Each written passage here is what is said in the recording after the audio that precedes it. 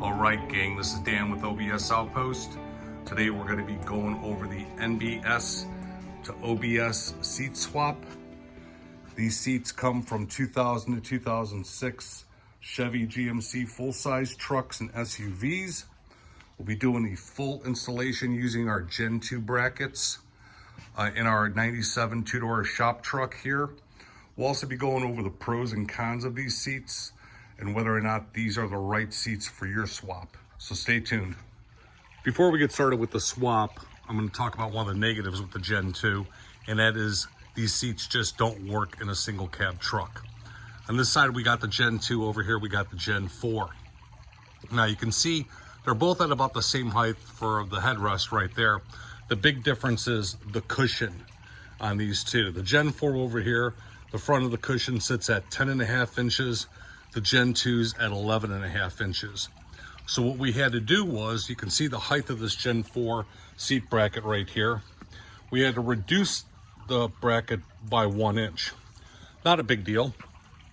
The big deal is the back of these cushions right here. This back sits up 3 inches higher than the Gen 4 seat does. And what that does is reduces the amount of headroom you have.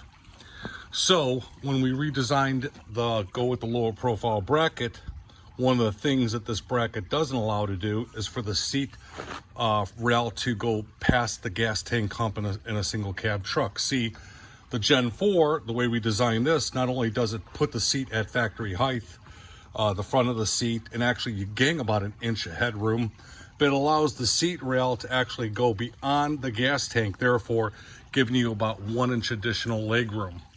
Because this is a low profile design we had to come up with to obviously offset the difference in the seat height.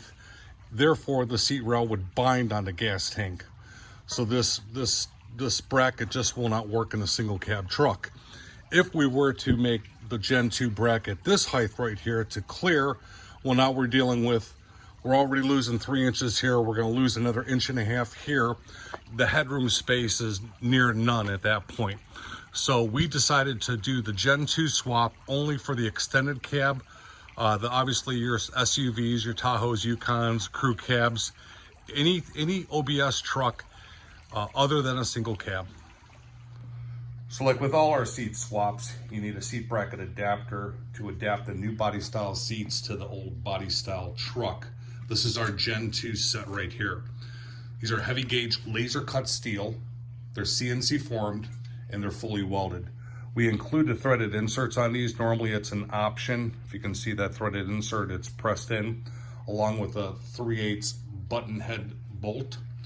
The reason for the button heads are on the Gen 2 seats here, the new body style seats, we call them Gen 2.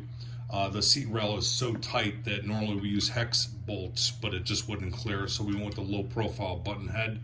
And we include the threaded inserts because these are such a low profile bracket that it's difficult to get your hand in there with the bolt, so we just go ahead and do it, eases up installation. So that's all included in this set. You're obviously going to get a driver's side and a passenger side set if you order these up. And I'm going to put a link in the description where you can order these up right to our website, www.obsoutpost.com. So before we can begin the installation, we need to do some modifications to the seat. So I've got it on its back side right here. I've already done this one, but it's pretty simple. The seat's going to have 4 brackets on it, and they're going to be located kind of like that on all 4 corners. This one's going to be, I think the square one went down here. They're just going to be riveted on, and I'll put a link to the fast rivet removal. You need to get rid of these brackets. We need to get the rail down to where it's flat so that it's going to match right up to our bracket when we finally install it. So 3 of these, there's going to be 2 rivets on each one of these, on 3 of them. And this one down here, I think it's the inside rail. This one's going to actually have 2 studs with 2 bolts. You're just going to basically unbolt it right here and just take a hammer, and then you'll knock those 2 studs out. The whole entire time it should take you is probably less than 10 minutes to drill out the 6 rivets and knock out the 2 studs. So once you get the seat to this point right here, now we can go ahead and we can bolt in our brackets. So once you get all your rivets removed, You got down to the flat seat rail. You can go ahead and you can take your bracket. Now these are all going to be labeled which side. You've got an inside, you've got an outside, you've got a driver's, you've got a passenger. You can just take your bracket and then just bolt it directly right up to the seat rail right here. You can do it for the inside and the outside bracket, and then go ahead and take the whole entire seat and put it in the truck. Or I'll go ahead and we're going to actually install the brackets in the truck first and then put the seat on there. So let's do that. So if you've got power seats, they're really simple to wire up. You've got an orange and a black. Your orange is going to be your 12-volt hot, and your black's going to be your ground. You're going to connect that right to the factory wiring harness on the truck if your truck had power seats. If not, you're just going to run a separate wire, make it at least like a 12 gauge, run it right to your fuse box. You're going to want to use like a 15 amp fuse in line. Anytime you're connecting something directly to your fuse box, make sure you put a separate fuse in line, and then the seat switch will actually just power all the functions. So we're on the passenger side of one of our shop trucks. It's a 97 two-door Tahoe. Here's our inside bracket right here. We're just going to locate the 4 factory holes right here. Go ahead, set our brackets in place. And we just want to start by hand finding the holes, just screwing them in a little bit here.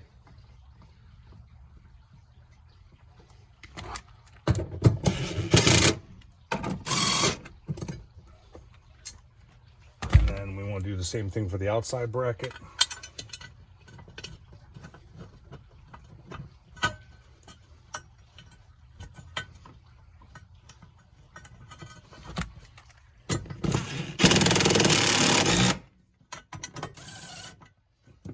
I want to leave these a little loose right now so that when we put the seat in here, we're not going to be cross-threading anything. You can see there is a little bit of an adjustment here with the slot. So this is a good time to talk about one of the cons of these seats. I said we talk about some of the pros and cons. The Gen 2 seats are actually 17.5-inch wide on a rail. That's the spacing. Now, the Gen 3 and Gen 4 are like 15.5 and 16 inches. So these are considerably wider. What that does is it actually forces us to go all the way to the transmission tunnel right here with it. There's going to be no extra room whatsoever. So if you've got a truck that's got the floor heat that would normally run through here, the floor duct, you're going to have to remove that, cut it off, or heavily modify it. These seats are just too wide. They're just not going to clear that floor heat duct. Okay, so that's kind of one of the negatives of choosing a Gen 2 set of seats if you want to keep that floor heat. Now, it runs through the driver's side as well, so that side's fine, but you will have to pull up your carpet and cut it off and duct tape or seal off the vent on this side, or you might be able to get away with a heat gun and kind of deforming the shape of that. But this, again, these seats are super wide, and you got to use every single inch. Or if you've got some heavy dynamat or carpeting under here, you may need to remove that as well. Got the seat sitting in here, just sitting right on top of the bracket. And go ahead and take our button head.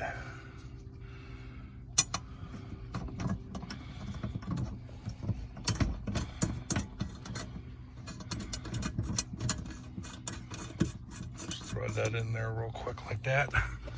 We'll go ahead and we'll do this side as well. So we got our button head installed here. We got it done over here. Again, we're going to leave those 15s loose. We're going to take this seat, move it up. So on the back side, one of the mods I forgot to point out regarding doing on this is you can see our seat bracket right there. We got this metal here that overhangs. Well, we really don't need that. Like in some of our other videos, I show you where you can just cut it off. You can just use tin snips, Sawzall, angle grinder, just about there, because our button head sits right in there. So you don't need this chunk. Plus, unlike, you know, for entrance of two-door Tahoes, Yukons, or even extended cabs that don't have the third door, you know, the passenger's gonna probably catch their leg on this. So it's wise to go ahead and remove that. You can see on the inside one, the rail only goes to the very back right here. So all you're really doing is just matching the length of the inside rail. So we got our button head screwed down here into the seat bracket. We've got this one done over here as well. And then once all four are done, you can go back and then torque down on your bracket bolts right there to the floorboard. Let's go ahead and do the driver's side. Just like on the passenger side, we're gonna grab our bolts. We'll start threading them in by hand. This is also a good time. These bolts can get really corroded, especially vehicles up north. Take these out, give them a good wire brushing, give them a good cleaning, and then throw some oil on them. They're gonna go in the, go back in the holes a lot easier. Go ahead and do that one. Get that one in. Do this one over here.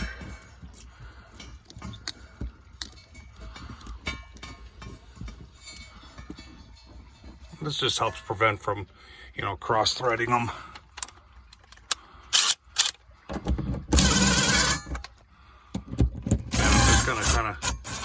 Get them just snug. And I want them totally tight because I want to be able to have that adjustment when I'm putting the seat in.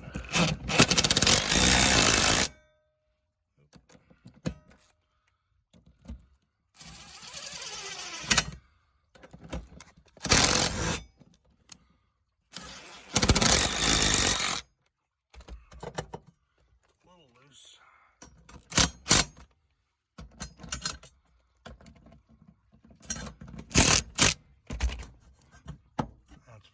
Right there. Okay, let's go ahead and drop the seat in.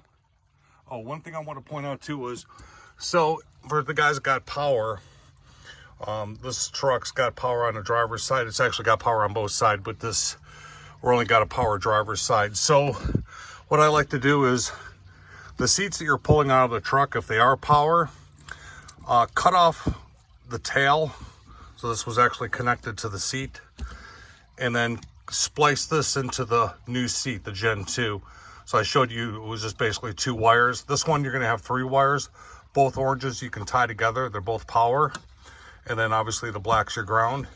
And then that way you're going to have a quick disconnect and when you want to remove the seat or service it, or if you've got some amps under here or something like that.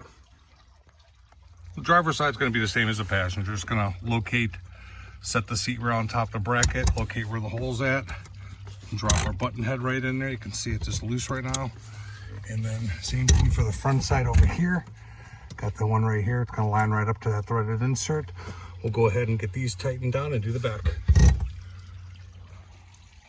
All right, we are finished, and this thing came out awesome.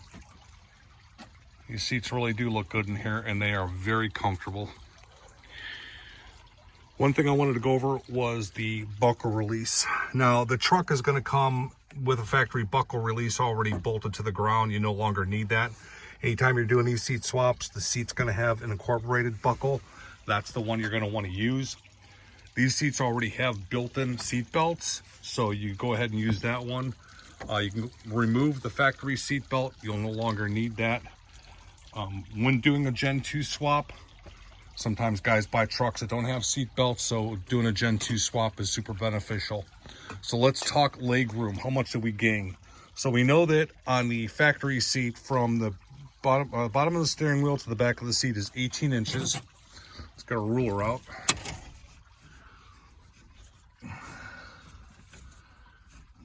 Get about right there. And a little over 20. So we gain 2 inches of legroom on a Gen 2 swap. Gen 3 swaps, you're going to gain like around 3 inches. Gen 4, you gain like 4. And that is going to basically conclude it for the installation of the Gen 2 seats. I want to thank you guys for taking the time to watch. If you have any questions, Dan at obsoutpost.com. You want to order up a set of Gen 2 or any other brackets, we do a lot of different seat swaps here at the Outpost, www.obsoutpost.com. And lastly, I know some of you guys are going to want to know about this center console here. It's basically a factory console out of a 99 or 2000 GMC Denali or Escalade, and it bolts right, since those trucks were GMT 400, they actually just bolt right in. Anyway, you guys take care. Thanks for watching. Have a great day.